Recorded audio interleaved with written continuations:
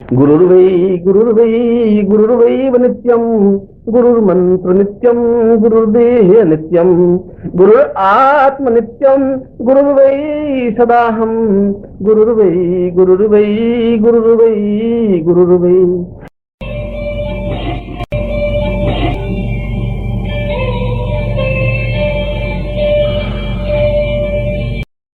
मेरा तीर्थ तो आपके चरण हैं, मेरा जीवन तो आपके शरीर से प्रवाह होती हुई वायु है, मेरा दर्शन तो आपका चेहरा है, मेरा पुण्य तो आपके चरणों के पास बैठना है, मेरी भागीरथी तो केवल आपके चरणों तक है।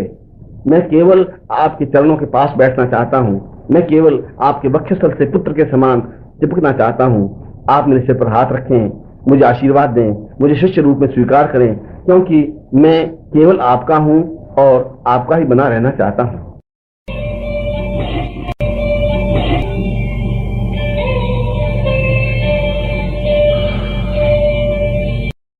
न तेनं वदा पूर्वमदैव रूपं पुण्यो वदां पूर्वनरूप नित्यं गुरुर्वै सदाहं सदेहं सदेहं सिद्धाश्रमोऽयं प्रणमं वदामि।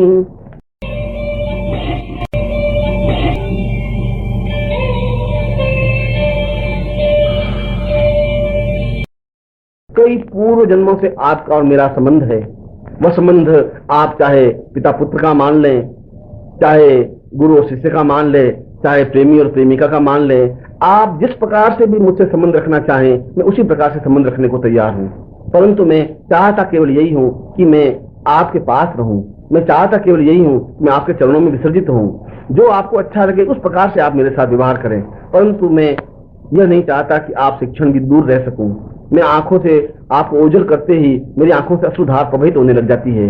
मैं तो केवल आपका एक रजकण हूँ, आपके शरीर का एक हिस्सा हूँ, आपकी आत्मा का एक भाग हूँ। मैं आपको प्रणाम करता हूँ, मैं आपके चरणों में लीन होना चाहता हूँ।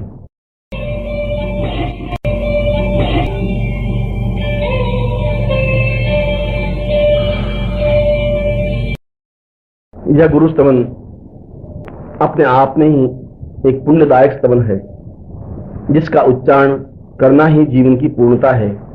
जो अपने जीवन में श्रेष्ठतम गुरु को प्राप्त कर लेता है और उनके चरणों में सिर रख करके अपने सारे अपराधों की क्षमा मांगता हुआ उनमें विसर्जित हो जाता है, वास्तव में उसकी देह धन्य है, उसकी आत्मा धन्य है, शिष्य रूप में वह धन्य है। और जिसको कृपा पूर्वक गुरु स्वीकार कर लेते हैं, वह वास्तव में देवताओं के समान श्रेष्ठ बन जाता है। जीवन का एक शब्द, जीवन का एक अक्षर, जीवन का एक चिंत्य, जीवन का एक ही विचार है कि जीवन में गुरु ही सर्वोपरि है, गुरु की महत्ता है। और इसी भावनाओं के साथ मैं गुरु स्तवन को समाप्त